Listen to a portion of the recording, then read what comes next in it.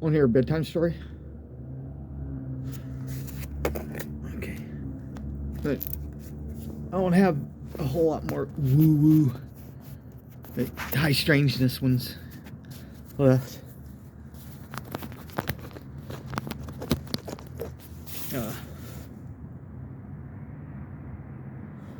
When I was a kid, I don't know, my 20s, I used to hang out in Venice Beach in the daytime. I'd go to Hollywood at night, but sometimes I'd be in Venice Beach and I just get a wild hair. It's like, okay, it's time. I've been hanging out too long. This is back before I did bicycle tours and stuff. This is early 80s though, when it was like hitchhiking was the thing. It's about the tail end of that. There's freight train jumping too. There's some, I could jump trains, and there's buses I could take. Little city buses I could get through town. I knew what I was doing. I just go, I'm going up north. It's getting too hot down here. Summertime. I'm gonna go hang out in Santa Cruz. But I can just put my thumb out on Pacific Coast Highway. First person to pick me up, they're going to at least Ventura, maybe Santa Barbara, drop you off. You might get lucky. Sometimes Grateful Dead family or Deadheads, Rainbow family would pick you up and drive you all the way to Santa Cruz. Usually not though. You'd have to hitchhike, just rides, people going to the next town. Take you about 3 days, 4 days sometimes. Sometimes you go through Big Sur, which is cool. Sometimes you get to like San Luis Obispo and people would be going to the Big Sur to party. And they'd ride from San Luis Obispo up into Big Sur and drop you off out in the middle of Big Sur. Because they'd be going to the beach or a resort or something, or going up and hang out. Usually they'd party out. They'd smoke you out and get you drunk and stuff. Almost invariably, they were partiers. Picking up somebody they want to party or whatever, talk shit.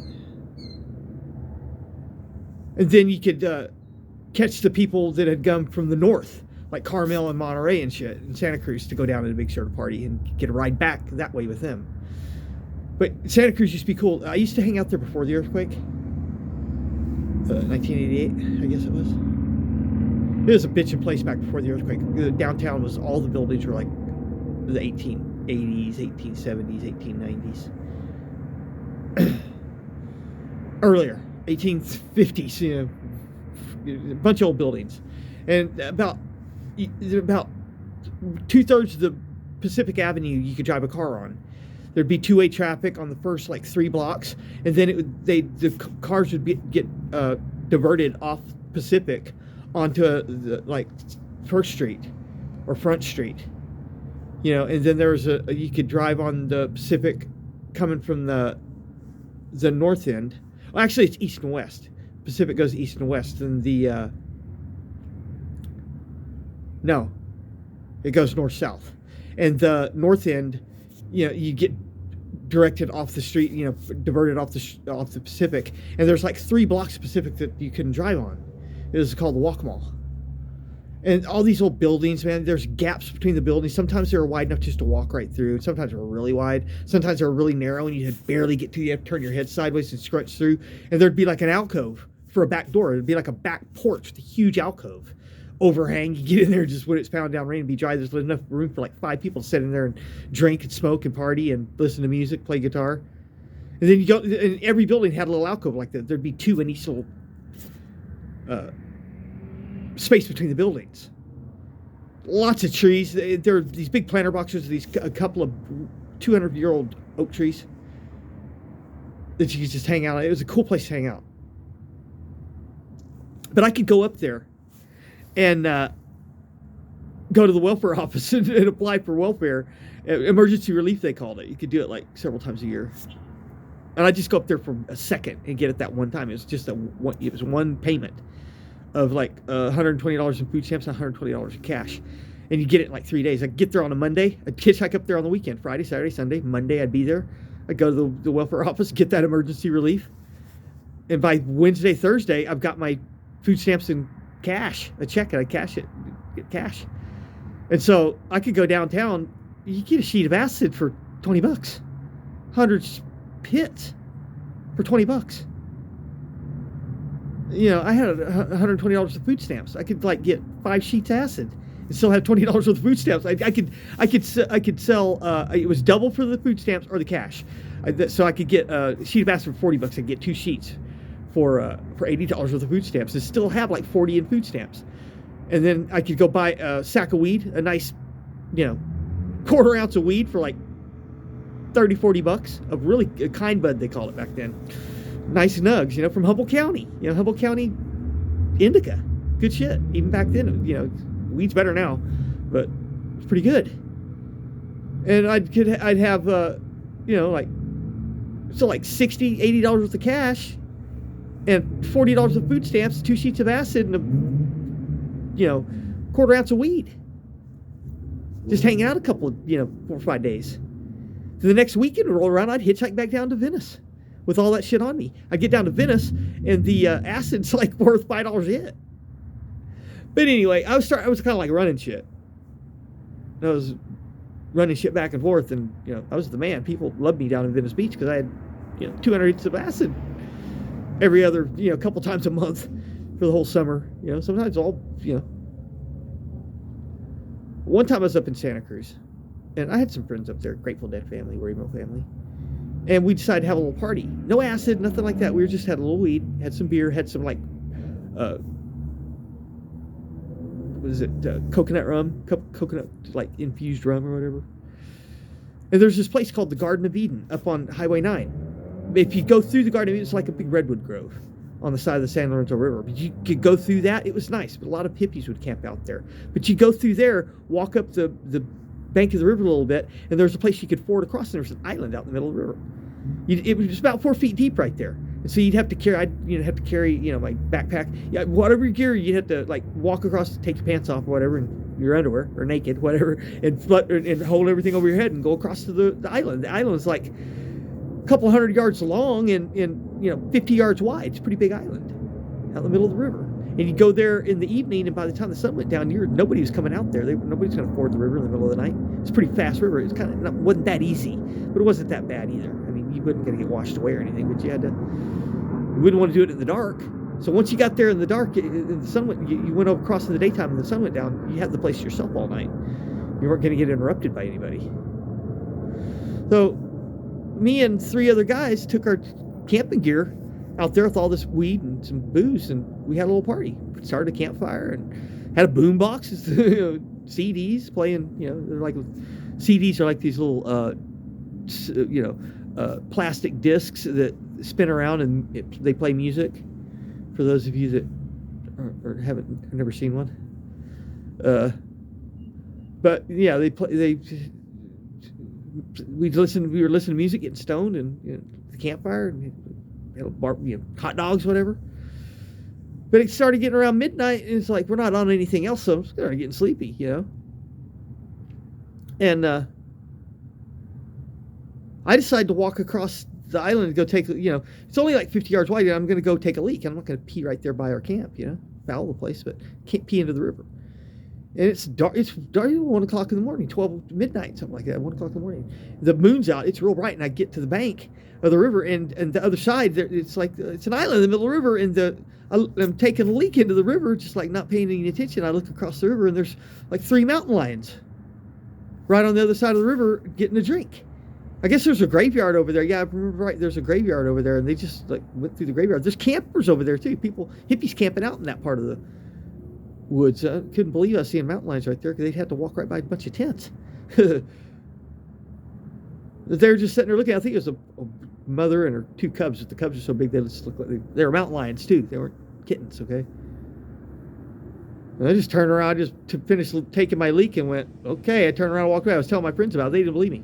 They all ran over there to look. They're like, bullshit. They didn't believe me. I'm like, there's 3 mountain lions 35 feet away from me, 40 feet away from the other side of the river taking a drink when I was taking a piss.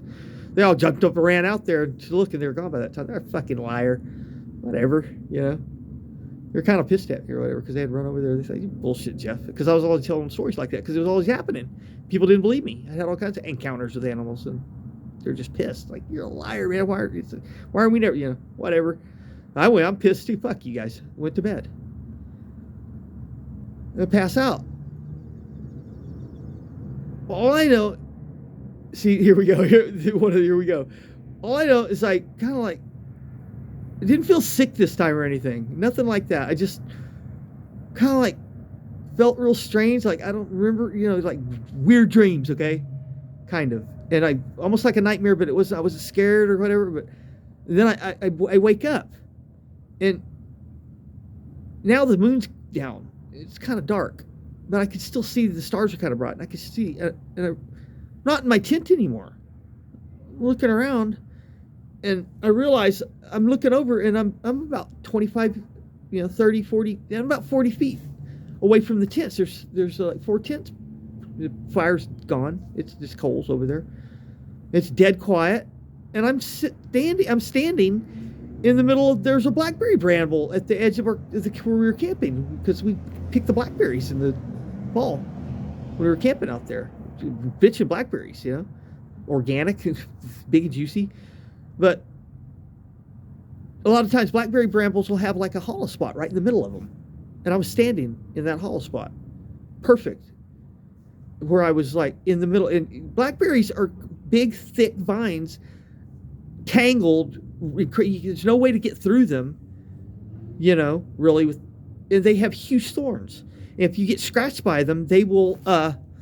They're like an ant biting you. Okay, a big red ant. As long as that scratches, that's how many ants are latched onto you biting you. It stings like a mother. It's not as bad as a bee sting, but it lets you know it. And I'm standing there, and I've got no shoes on. I'm in my shorts and my t-shirt, my socks. I kick my shoes off. They're not on. I don't know how I got there. All I know is that I take a careful look around. I'm like, what the fuck? And I'm like, well, I got in here. Sure, I got to get out some. I knew better. What the fuck? There's no way you're going to get out of here without getting scratched to shreds, Jeff. And there's not a scratch on me. I don't have a scratch on me. Not one. And I know for a fact I didn't have a scratch on me, because as soon as I made any attempt to like reach and push the stuff down or step over, I was getting gouged. Just only like 45 seconds of trying to get out of there, and I had like 10 real painful burning scrapes on my arm or my leg. I was like, fuck. And I figure, I'm like almost trying to be quiet, because I don't want my friends to wake up and go, what the fuck are you, it's kind of to get out of here where nobody knows. I don't know what it's like, what the fuck. All of a sudden I realized, dude, you're stuck.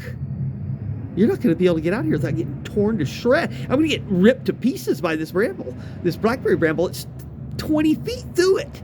It's 20 feet in all directions to get out of there, and it's a solid mat, like